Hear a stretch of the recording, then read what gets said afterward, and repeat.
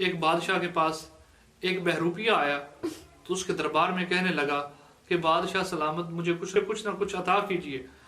تو بادشاہ کہنے لگا کہ تو بہروپیہ ہے، تو مجھے اپنا بہروپ بدل کر دکھا دو تو پھر میں تمہیں کچھ نہ کچھ دوں گا، ضرور دوں گا۔ تو بادشاہ نے یہ وعدہ کر لیا۔ تو خیر وہ بہروپیہ چلا گیا۔ جب چلا گیا تو کچھ مہینوں کے بعد، کچھ عرصے کے بعد اس نے اپنے بال بڑھا لیے اور داڑھی بھی بڑھا لی۔ بال بڑھا کے، داڑھی بڑھا کے اس نے درویشوں کا سا حلیہ اوڑھ لیا، لبادہ اوڑھ لیا اور بادشاہ کے دربار میں آ گیا اور حق حقوق کی صدائیں بلند کرتا ہوا گلے میں مالا پہن لی اور چوغا پہن لیا، خرقہ پہن لیا اور درویشوں کا سا حال بنا کر وہ بہروپیہ بادشاہ کے دربار میں آ کے جب دربار میں آیا تو بٹھا کے اس کی خاطر تواضع کی۔ تو جاتے ہوئے اس کو بے بہا بیش قیمت تحائف اور نذرانے پیش کیے اور جوہرات سے بھرے اس کو تھال پیش کیے۔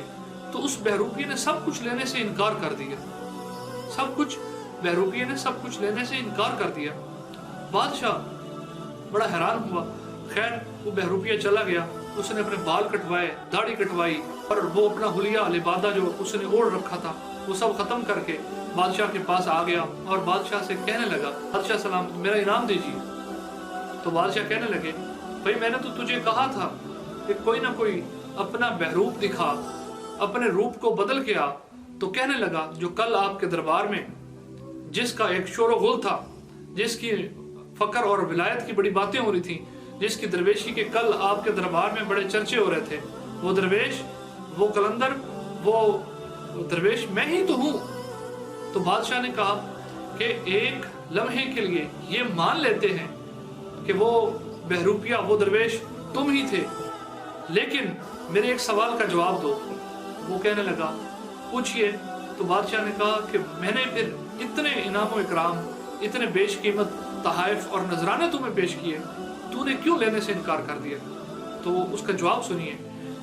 تو اس نے جواب میں یہ کہا کہ اگر وہ تحائف، وہ نذرانے، وہ میں اگر قبول کر لیتا تو جتنی اولیاء کرام اس دنیا میں موجود ہیں اور جو اس دنیا سے چلے گئے سب کے سب مجھے لعنت اور ملامت کرتے اور کہتے کہ یہ ہے وہ جھوٹا اور یہ ہے وہ کذاب جس نے ہمارے نام پر اتنے نذرانے اکٹھے کیے، ہمارے نام پر اتنا کچھ بادشاہ سے قبول کیا۔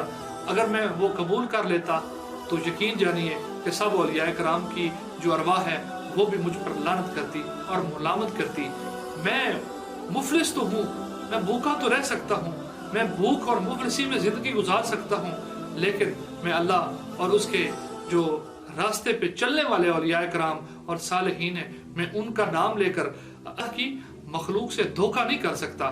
میں مفلس ضرور ہوں، میں بھوکا ضرور ہوں، لیکن میں دھوکہ اور فریب کرنے والوں میں سے نہیں ہوں۔ میں اللہ کے جو مقرب بندے ہیں، میں ان کے نام پر پیسہ اینٹھنے والا نہیں ہوں، لیکن میں اللہ اور اس کی بارگاہ کے اندر میں اللہ کو حاضر ناظر جان کر یہ کہتا ہوں کہ میں اللہ سے محبت کرتا ہوں اور اللہ کے ولیوں سے بھی محبت کرتا ہوں۔ بادشاہ اس کی بات سے بڑا خوش ہوا، راضی ہوا۔ بادشاہ نے کہا کہ جا میں تجھے بہت ہی بیش قیمتی انعامات یہ تمہارے ہی ہیں، تمہیں ہی عطا کرتا ہوں۔